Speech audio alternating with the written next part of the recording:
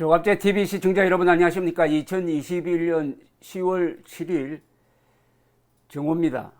더불어민주당 대선 경선 후보 박용진 의원이 CBS 라디오 한판 승부에 출연을 해서 아주 심각한 이야기를 했습니다. 민주당 내부의 분위기를 엿보게 합니다. 만일 수사와 관련해 가지고 이재명 후보가 다 책임져야 될 상황이라는 게 나오면은 이재명이 아니라 민주당이 다 죽는다고 본다라고 했습니다. 이건 여야의 문제가 아니고 우리 국민들이 갖고 있는 아주 본원적인 분노의 문제, 땅의 문제라면서 대장동 의혹이 호재인가 악재인가를 묻는 방송 토론 질문에 대해서 어떻게 호재라고 이야기할 수 있나, 우리 모두에게, 여야 모두에게 악재라고 이야기했었다. 지금도 그 생각에는 변함이 없다고 했습니다. 야당이 특검을 요구하는 것에 대해서는 정쟁으로 이걸 계속 대선까지 끌고 가고 싶은 것이라고 비판을 하고, 대선까지 가면 안 된다고 본다. 빨리 수사하고 빨리 결론 내려서 정리하는 게 맞다고 본다. 대장동 수사와 관련해서 어쨌든 지금 검찰이 여러 의혹 선상에 올라와 있는 사람들을 다 불러들이고 있다. 어떤 그림을 내놓고 어떤 수사를 발표하는지 일단 봐야 한다.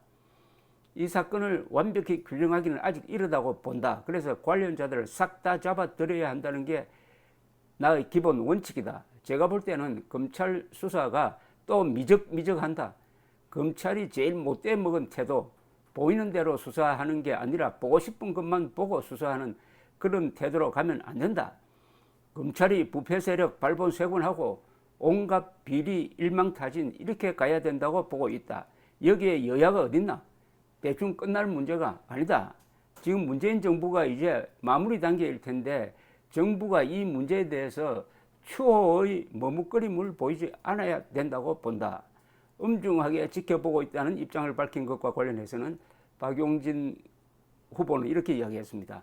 엄중히만 보고 계실 게 아니라 아까 말씀드렸듯 부패 세력 발본색원 온갖 비리 일망타진으로 밀고 가야지 정치적으로 여당한테 유리할지 야당한테 유리할지 이런 거 생각할 때가 아니다라고 했습니다. 그러면서 국민들의 분노, 국민들의 허탈감, 청년들이 갖고 있는 좌절감에 대해 우리가 적어도 제정신 차린 정치권이 있고 제정신 차린 기성세대가 있다는 것을 보여줘야 한다고 했습니다. 이분의 논리는 여야가 문제가 아니라 부패냐 반부패냐의 문제고, 제정신 가진 사람이냐 아니면은 정신이 좀 이상한 사람이냐, 이걸 좀 가르자, 이런 이야기네요. 그런데 주말에 이재명 씨가 후보로 확정이 된 다음에 민주당의 선택은 어떻게 되느냐는 겁니다.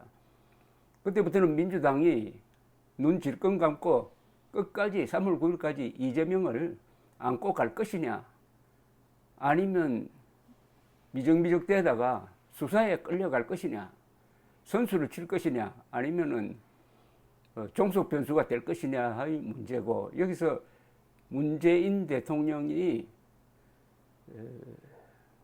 성역 없는 수사를 지시하는 식으로 개입할 것이냐, 그렇게 했을 때 이재명 측의 반발은 어떻게 될 거냐, 또는 당이 이재명을 계속 끌고 갈 때 이낙연 쪽의 반발은 어떻게 되느냐.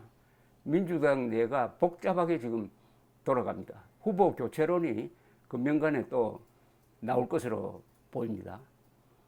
그렇다고 이게 야당의 호재라고는 볼 수가 없습니다. 야당이 요새 후보들끼리 치고받고 하는 게 대의를 위해서 하는 것 같지도 않고 정권 교체를 위해서 그렇게 하는 것 같지도 않습니다. 민주당이 좀 불리하게 돌아가니까 긴장을 늦추고 지금 적전 분열 양상을 보이고 있습니다.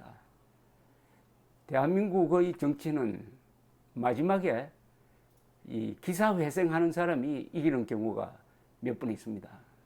민주당이 이 문제를 내부 정리를 해가지고 이재명보다 더 좋은 후보를 딱 내세울 때 국민의힘이 대안이 있느냐, 대책이 있느냐, 이것도 한번 생각해 봐야 됩니다.